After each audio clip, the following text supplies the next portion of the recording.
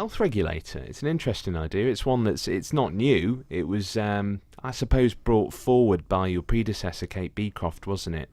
It was indeed. Mrs. Beecroft was very keen on the idea, and as you'll see from the written answer, there are investigations ongoing to see how best we can implement it.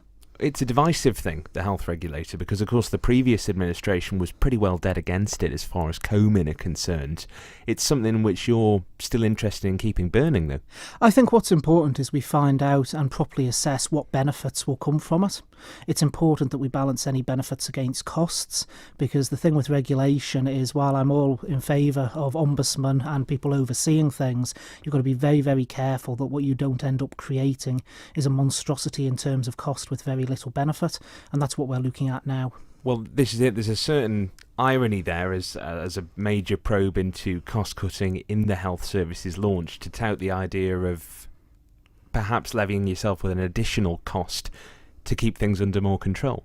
And that's why we've been out to the UK, as you'll see from the written answer, to speak to regulators in this area and see how they're delivering, how they're charging and how the costs stack up.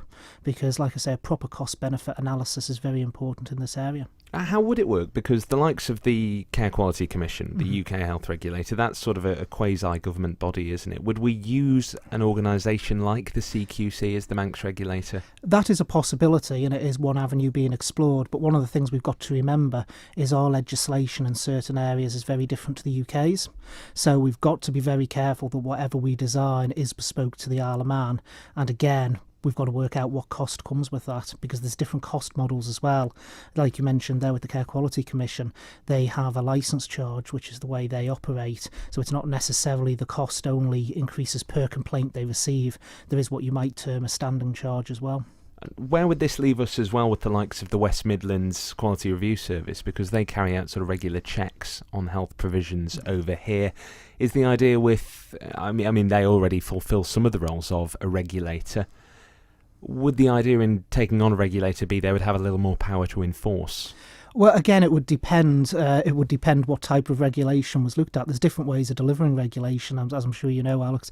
There's different ways. You can actually have a regulator that has full statutory powers. You can have a regulator that has an advisory role. You can have a regulator that purely looks into people's complaints.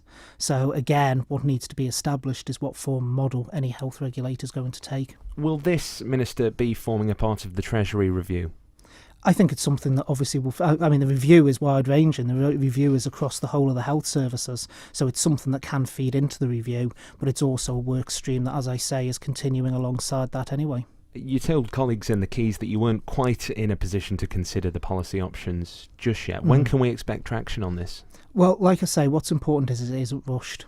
A rushed decision tends to be a bad decision, particularly in the Department of Health. So I think what is absolutely important, as I say, is we have a proper cost-benefit analysis done. We know what this is going to cost, how we're going to implement it, and get it done properly. So I'm not willing to put a timescale on it at the moment.